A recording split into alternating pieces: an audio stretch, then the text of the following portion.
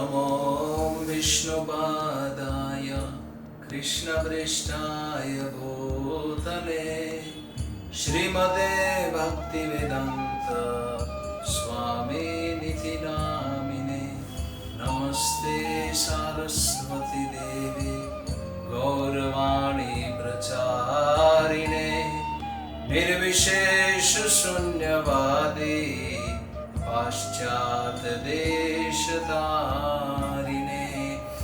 या देवी सर्वभूतेषु मातृरूपेण संस्थिता नमस्तस्मै नमस्तस्मै नमस्तस्मै नमो नमः। हरे कृष्ण। तो आप सौ श्रोताजनों અને અમારી ચેનલ સાંભળી રહ્યા છે સમસ્ત શ્રોતાઓનું અમે સ્વાગતને અભિવાદન કરીએ છીએ। આજના પ્રવચનમાં આપણે જાણશું ભારતીય સંસ્કૃતિનો એક મહાન પર્વ જે 10 દિવસ સુધી ચાલવાનો છે અને જેમાં હરેક મનુષ્યો દેવીજીની ભક્તિ અને ઉપાસનાઓ કરે છે। કોઈ 9 દિવસ निर्जल उपवास करे से, कोई पानी पीने करे से, कोई फल खाईने करे से અને કોઈ એકટાણા કરીને કરે છે। તો આજે આપણે આ નવરાત્રીને કઈ રીતે ઉજવવી જોઈએ અને આની અધિષ્ઠાત્રી દેવી માં દુર્ગા કોણ છે, કયા ભાવથી અને કઈ રીતે આપણે એમની સેવા કરવી જોઈએ જેથી કરીને આપણે માતાજીના પૂર્ણ કૃપાના પાત્ર બની શકીએ। એટલે સર્વપ્રથમ भगवान पूर्ण पुरुषोत्तम परमेश्वर अखिल ब्रह्मांड नायक अनंत कोटि ब्रह्मांडोना स्वामी सर्व अवतारी एवं पूर्ण पुरुषोत्तम परमेश्वर श्री कृष्ण नंद नंदन यशोदा नंदन ब्रजवासी गोलोकवासी जेमना विषय में श्रीमद भागवतम अमल पुराण कहे छे कृष्णस्तु भगवान स्वयं इंद्राणि व्याकुलम मुड़यन्ति युगे युगे। भगवान श्री कृष्ण स्वयं ईश्वर છે અને જ્યારે જ્યારે પણ ઇન્દ્રાદિ દેવતાઓના જીવનમાં કે ભૌતિક સંસારમાં બહુ મોટી સમસ્યાઓ કે કષ્ટ આવે છે ત્યારે ભગવાન સ્વયં કોઈ ન કોઈ રૂપમાં અવતરિત થઈ અને સમસ્યાઓનો હલ કરે છે અને દુઃખોને દૂર કરે છે। રામાદિ મૂર્તિષુ કલા નિયમેન તિષ્ઠન કૃષ્ણસ્તુ સ્વયં ભગવાન ભવાન ब्रह्माजी पण कहे कि राम नरसिंह वरा आदि जेमना अनेक अनेक अवतारो छे जेनी गणना कोई नथी एवा अनंत अवतारो जेमने लीधा छे जेमना अनंत अनंत स्वरूप छे।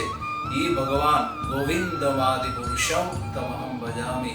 ई भगवान आदि पुरुष गोलोकवासी राधानाथ श्री गोविंदनु हूँ भजन करूँ छूं अने एमनी सेवा करूँ छूं। ई भगवान कृष्णनी अनंत अनंत अनंत शक्तिओ छे અને અનેક અનેક શક્તિઓને 3 વિભાગમાં વિભાજન કરવામાં આવે છે। 3 ભાગ છે અને 3 મુખ્ય શક્તિઓ છે અને ત્રણેયનો ક્રમ પણ બતાવવામાં આવ્યો છે।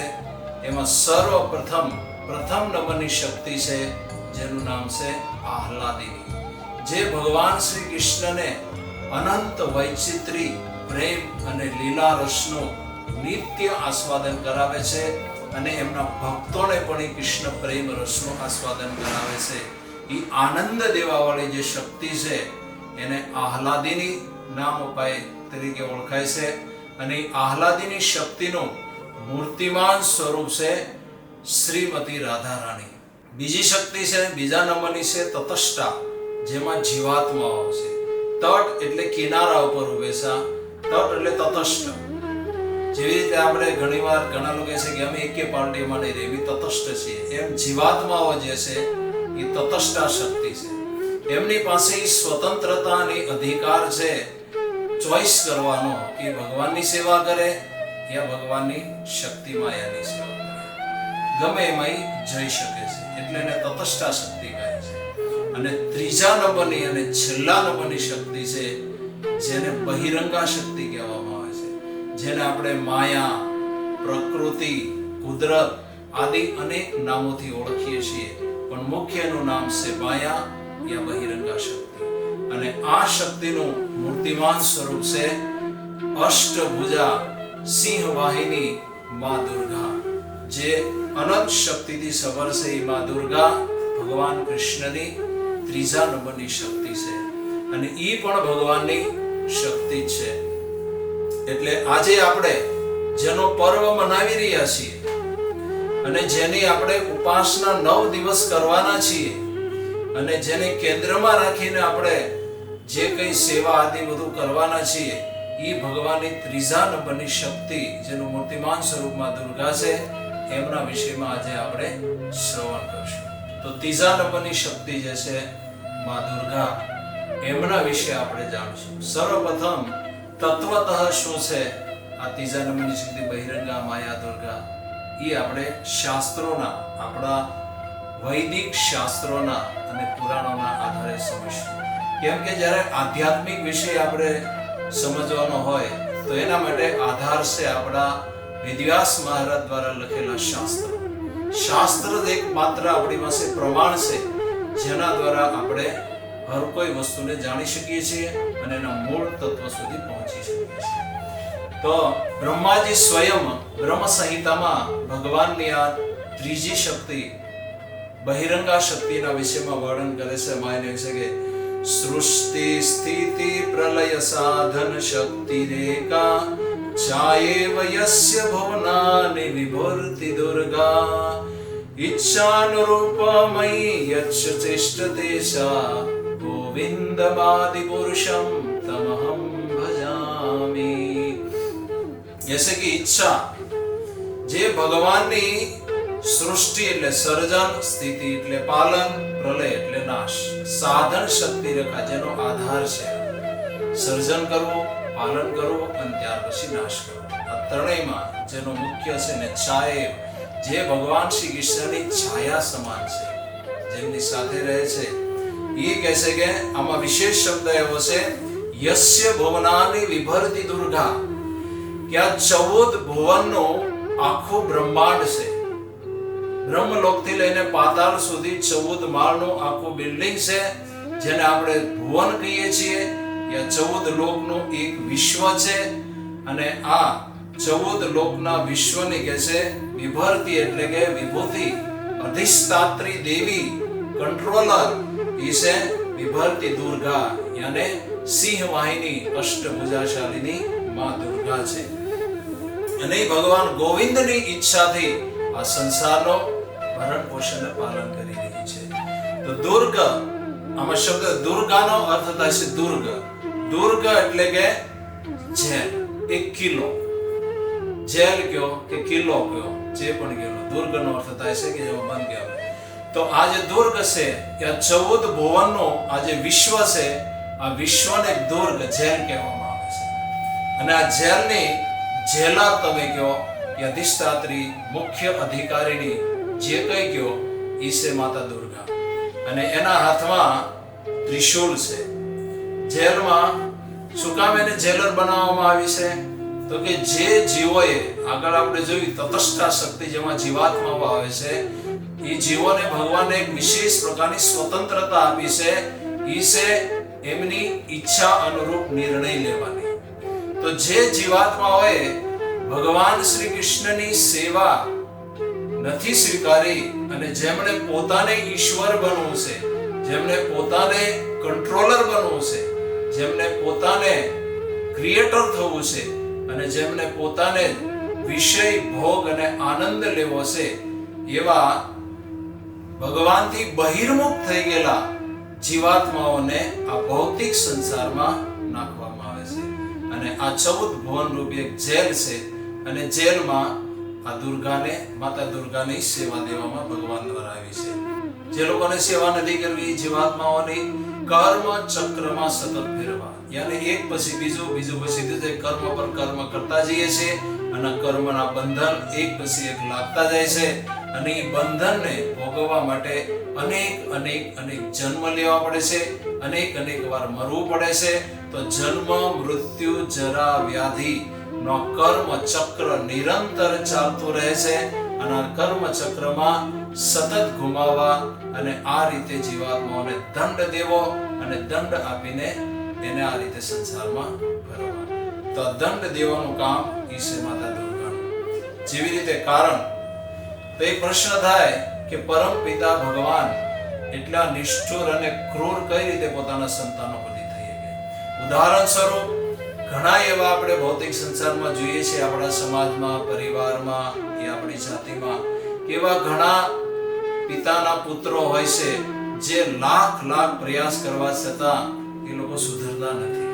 પછી અંતે પિતા દ્વારા એમને કંઈક સજાઓ કરવામાં આવે છે. એવી જ રીતે લાખ કોશિશ છતાં પણ આપણે ભગવાનની વાત માન્યા નહીં, એટલે શ્રી કૃષ્ણએ આપણને સુધારવા માટે એક આ જેલ બનાવી છે, અને જેલમાં આપણે આ રીતે માં દુર્ગા દ્વારા દંડિત થઈ અને કર્મ ચક્રમાં ફસાણા કરી છે. આ રીતે કહેશે કે ભ્રમિતે ભ્રમિતે યદી કોઈ સાધુ વૈધ મિલે. ચૈતન્ય ચરિતામૃતમાં કૃષ્ણદાસ કવિરાજ ગોસ્વામી કહે છે કે ભ્રમિતે ભ્રમિતે યદી કોઈ સાધુ વૈદ. આ રીતે જન્મ મરણના ચક્રમાં ફરતા કોઈ સાધુ વૈદ યા કોઈ સાધુ ડોક્ટર મળી જાય આપણને, તો આ જન્મ મરણના ભવરોગનો ઈલાજ કરી શકે છે. અને એ આપણને રસ્તો બતાવે છે એ સાધુ ડોક્ટર, કે સંસારના કોઈ પણ ડોક્ટર પાસે, કોઈ પણ ભણેલા યા વિદ્વાન યા ડિગ્રી પ્રાપ્ત વ્યક્તિ પાસે, કોઈ પણ વ્યક્તિ પાસે આ કર્મ ચક્રને કાપવાની કોઈ દવા, ઔષધિ કે મશીનરી નથી. એ કર્મ ચક્રને કાપવાની એકમાત્ર દવા કોઈ પાસે હોય તો એ છે સાધુ વૈદ, વૈષ્ણવો પાસે, ભગવાનના વાલા વૈષ્ણવો પાસે. અને એ જો આપણને સદભાગ્યથી મળી જાય તો એ આપણને ભગવાન કૃષ્ણના નામ, એમના રૂપ, ગુણ, લીલા, ગીતા, ભાગવત આ બધા ઉપદેશો દ્વારા શ્રવણ કરાવીને ધીરે ધીરે આપણા ભવરોગનો ઈલાજ કરે છે. તો કલિયુગમાં સૌથી મોટો રોગ છે આ ભવરોગ, અને દૂર કરવાની મહા ઔષધિ હરિનામ મહામંત્ર છે. હરે કૃષ્ણ કૃષ્ણ કૃષ્ણ હરે હરે, હરે રામ રામ રામ હરે હરે.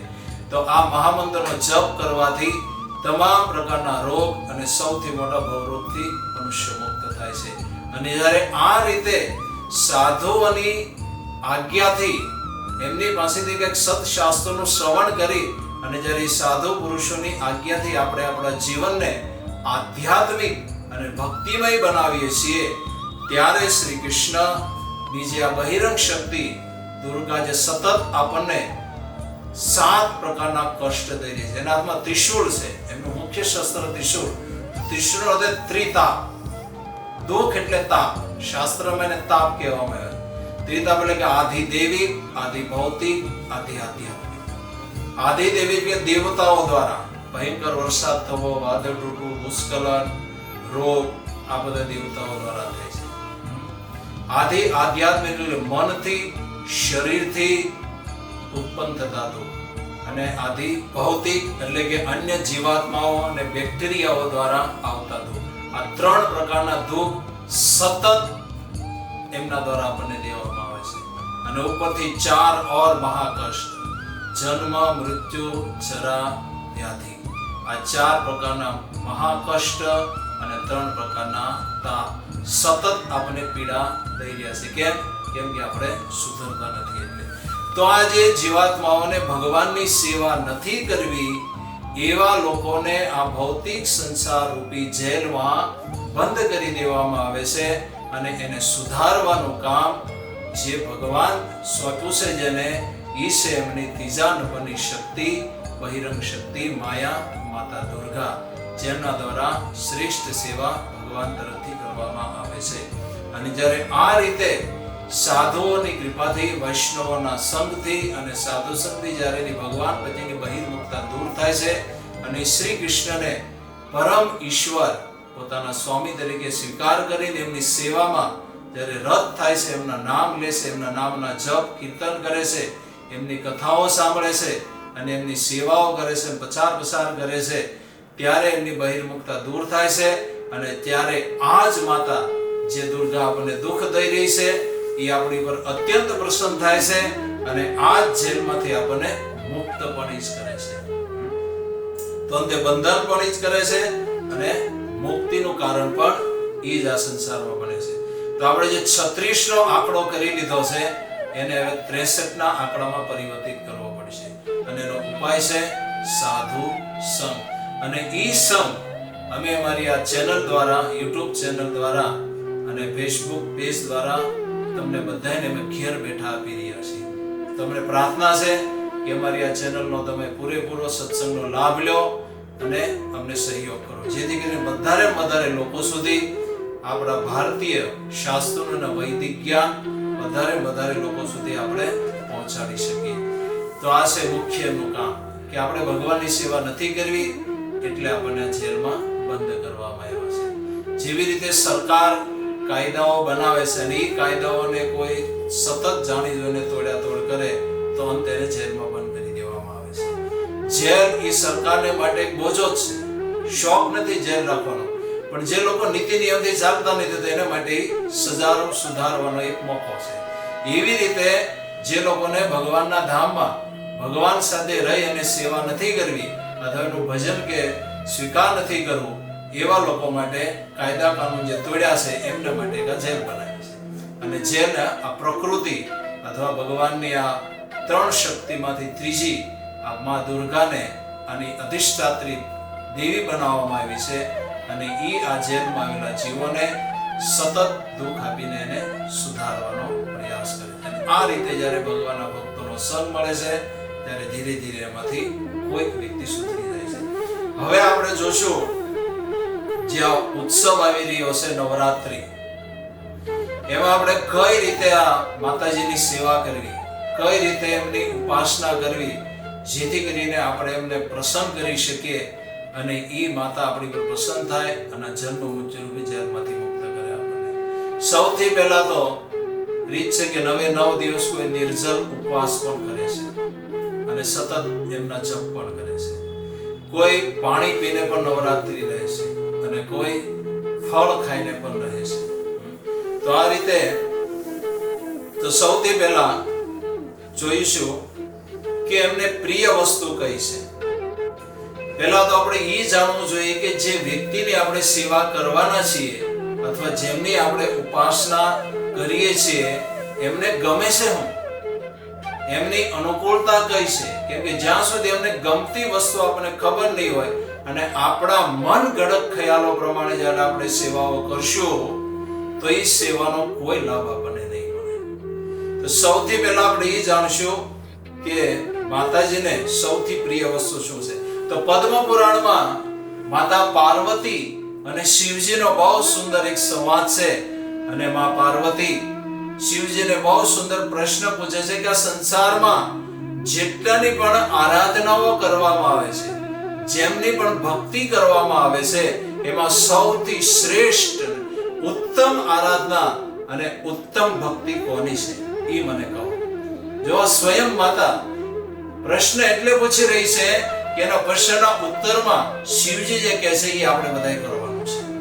આપણા હિત માટે, મતલબ આપણે બધા એના સંતાનો છીએ અને આપણા સુધાર માટે સ્વયં માતા પાર્વતી પોતાના પતિદેવ શિવજીના સુંદર પ્રશ્ન કર્યા. તો શિવજી બહુ સુંદર ઉત્તર આપે છે.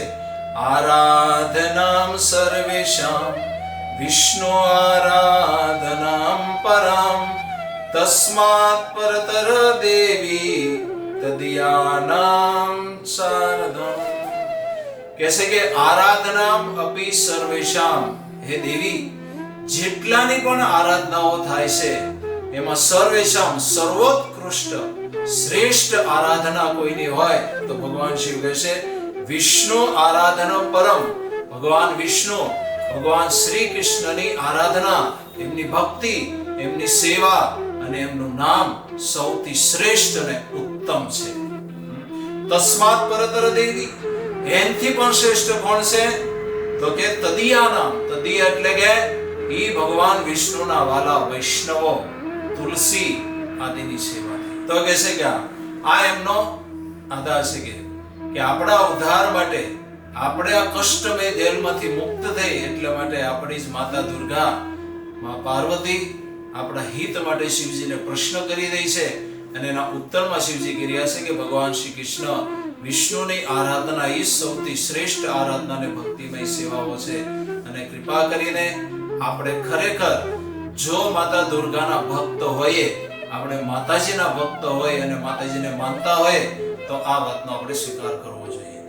અને તેને શીલ પ્રભુપાદ મહારાજ ઇસ્કોન સંસ્થાના સંસ્થાપક આચાર્ય છે, એ ભક્તિદાન સ્વામી પ્રભુપાદજી કહે છે કે સેવા કઈ રીતે કરવી જોઈએ. અનુકૂળ અને પ્રતિકૂળ બે પ્રકારની સેવાઓ હોય છે. એક સેવા અનુકૂળ હોય છે અને એક સેવા પ્રતિકૂળ. જેવી રીતે પ્રભુપાદજી કહે કે મેં પાણીનો ગ્લાસ માંગ્યો, મને તમે પાણી આપો, અને પાણીની જગ્યાએ તમે દૂધનો ડ્રાયફ્રૂટ વાળો એકદમ ઠંડુ ને ડ્રાયફ્રૂટ વાળો ક્રિસ્મીસ વાળો દૂધ લઈને આવો. હાલાકી દૂધ પાણી કરતા શ્રેષ્ઠ પેય પદાર્થ છે, પેય છે, પણ મેં માંગ્યું છે પાણી, મારે જરૂર છે પાણીની. જો તમે પાણી મને આપો છો તો એનાથી મને સંતુષ્ટિ મળે છે અને આ થઈ અનુકૂળ સેવા. એટલે કે દૂધ તમે આપો, દૂધ સારું છે પણ એ મને અનુકૂળ નથી, મેં માંગ્યું નથી, એટલે પ્રતિકૂળવાદી ઈ સેવાનો કોઈ લાભ નથી મળતો. તો यहाँ पर मां दुर्गाની આરાધના કરવાનો જે માર્ગ બતાવ્યો છે કે અનુકૂળતા.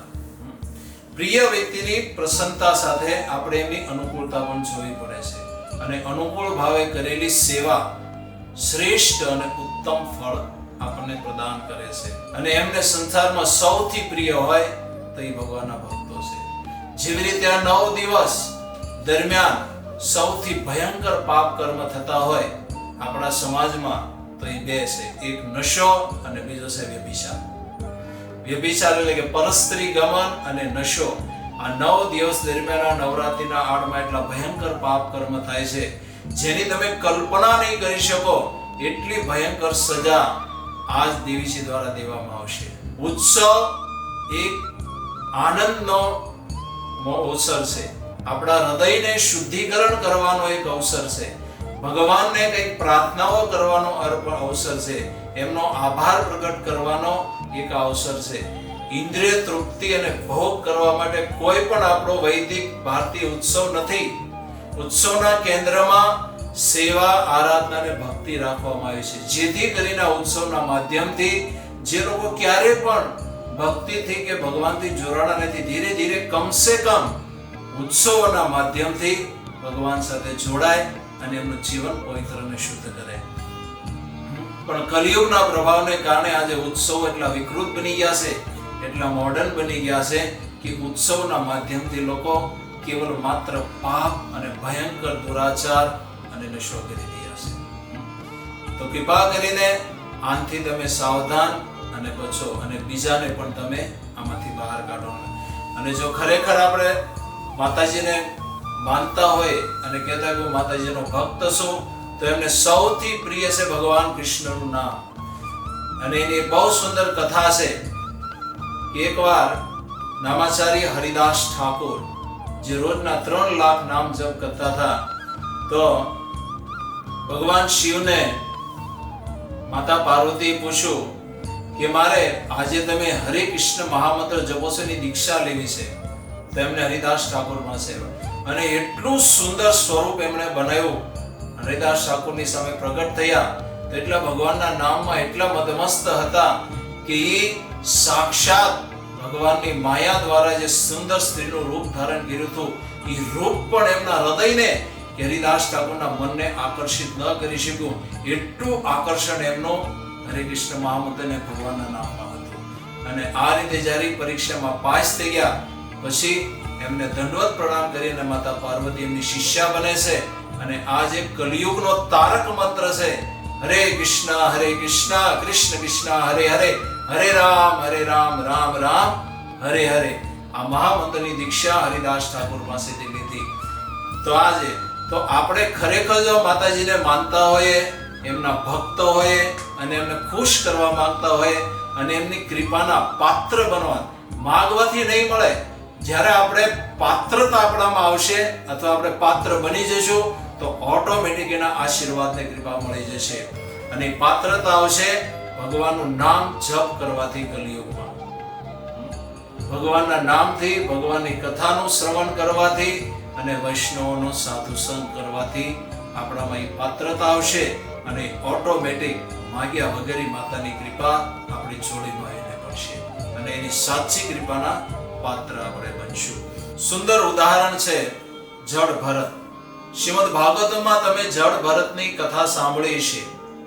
એ જળ ભરતજી ને એમના ભાઈઓએ ઘરમાંથી કાઢી મૂક્યા હતા અને ખેતરમાં એક ચાળિયો એટલે કે પુરુષ બને જેને લીધે પક્ષીઓ આવે નહીં અને ધ્યાન રાખતા હતા.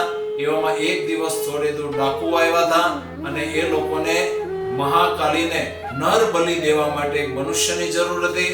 તેમના ડાકુઓ શોધતા શોધતા જળ ભરતજી પાસે આવ્યા અને ખેતરમાં હતા. સીધા ઉઠાવીને લઈ ગયા અને એમને તૈયાર કર્યા, હાર પહેરાવ્યો, બહુ સારા વ્યંજનો ખવડાવ્યા અને પછી માતા મહાકાલીની સામે એમને ઉપસ્થિત કર્યા એમની બલિ દેવા માટે.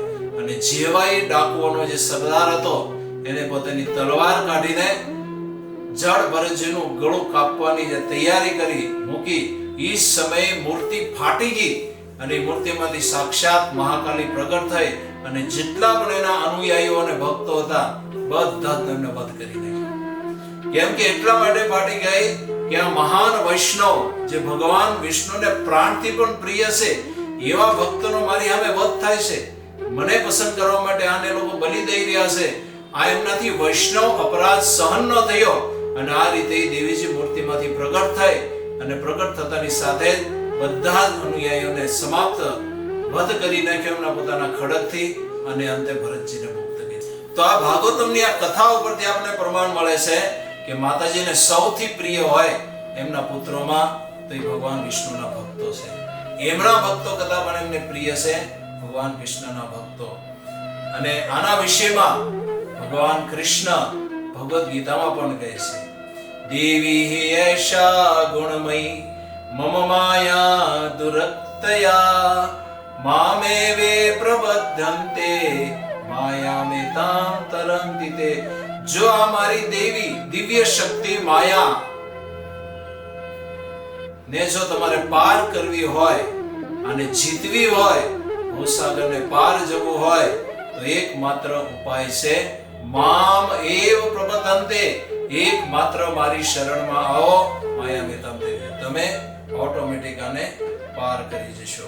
તો આ રીતે સુંદર કહે છે કે ભગવાનની શરણમાં જવા વાળા અને ભગવાનનો આશ્રય લેવા વાળા વાસ્તવમાં માતાજીને પ્રસન્ન કરી શકે છે અને એમની કૃપાના પાત્ર બની શકે છે.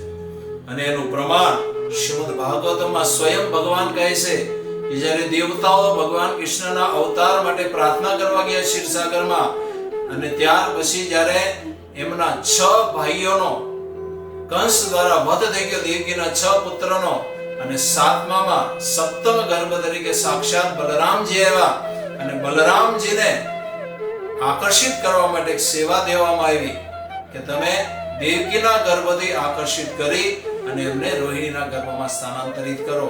અને એ જ માયા, એ જ માં દુર્ગા યશોદા મિયાની પુત્રી અને ભગવાન શ્રી કૃષ્ણની બહેન બનીને આવે છે. અને આ સેવા કરવા બદલ શ્રી ભગવાન એમને બહુ સુંદર શ્રી કૃષ્ણ આશીર્વાદ આપે છે કે અર્ચયંતિ મનુષ્યાત્વમ સર્વકામ વરીશ્વરીમ ધૂપ ઉપહાર બલિભિઃ સર્વકામ વરપ્રદાનમ. કહે કે અર્ચિંચંતિ મનુષ્ય, કલિયુગમાં જે કોઈ મનુષ્યો તમારી આરાધના કરશે, કઈ રીતે? પશુ બલિ આપીને, ધૂપ દીપ આદિ મોટા મોટા યજ્ઞો કરીને.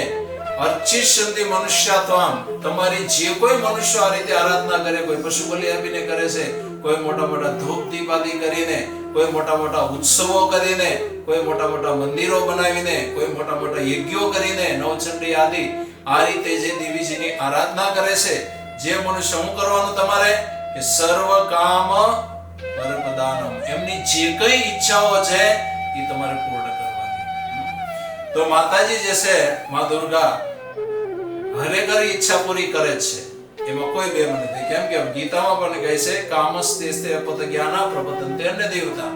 જે લોકોની બુદ્ધિ સંસારિક ભૌતિક કામનાઓમાં પૂર્ણ રૂપે હરાઈ ગઈ છે એવા લોકો ભગવાન કહે છે કે મારું શરણ છોડીને બીજા દેવતાઓના શરણમાં જાય છે. અને એમાં મુખ્ય છે માં દુર્ગા. જેના હાથમાં ત્રિશૂળ છે.